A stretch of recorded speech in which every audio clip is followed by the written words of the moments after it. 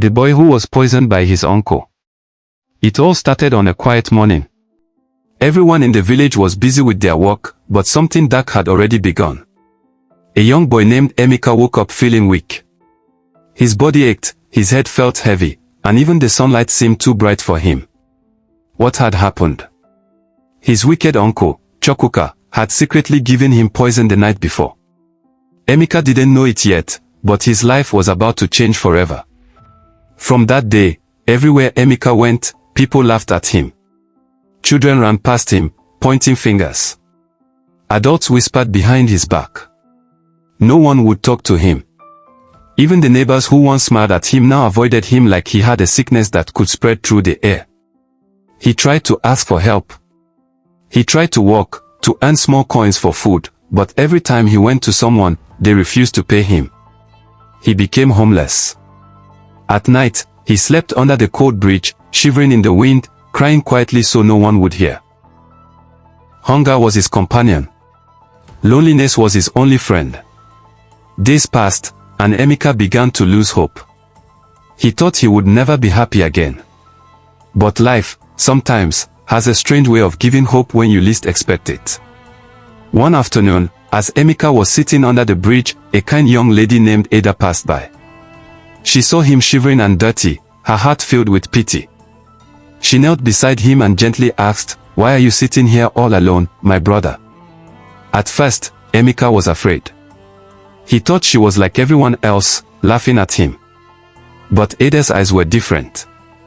They were full of warmth. She reached out her hand. "Come with me. I will help you," she said. She took him to her small house. She gave him clean clothes, a warm bath, and food that smelled so good he could hardly believe it was real. For the first time in months, Emeka felt safe. Ada didn't just give him food, she gave him care, attention, and love. She treated him like he was her own brother, never asking for anything in return. Slowly, Emeka began to heal.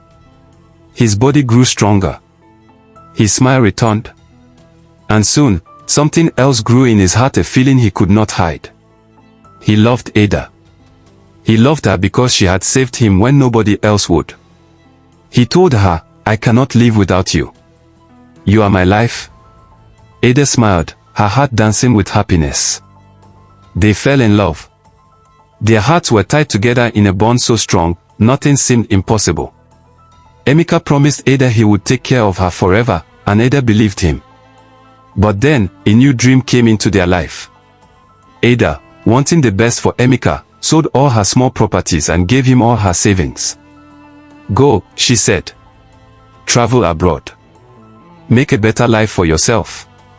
We will wait for the day you return." Emeka hugged her tightly, promising, "I will never forget you. I will come back, and we will be together forever." Ada watched him leave, tears rolling down her cheeks, praying every night for his safe return. Years went by.